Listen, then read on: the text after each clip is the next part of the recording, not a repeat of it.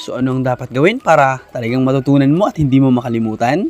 Uulitin natin magturo kung paano minamarkot ang kalamansi. Alam nyo ba kalamansi ang paborito kong minamarkot? Dahil bukod sa madali talaga siyang markotin, kapaki-pakinabang pa talaga ang kalamansi.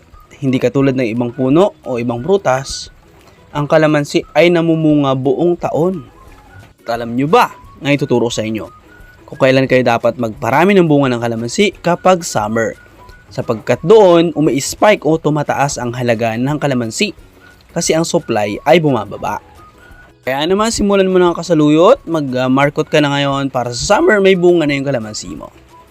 At pasensya na kayo sa boses ko, talagang galing tayo sa trangkaso. Pero gagawa pa rin tayo because mahal ko kayo. So ayan, ganyan lang kasaluyot, sundin lang yung video, i-add to favorites para pwedeng balik-balikan. Okay? Magandang araw!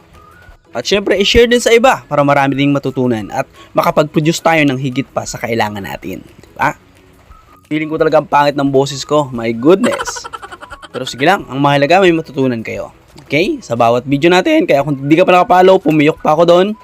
I-follow mo na yung kasaluyot para mas marami ang kalamang ma-share natin. Pag mas marami tayo, mas masaya. Okay? Magandang araw.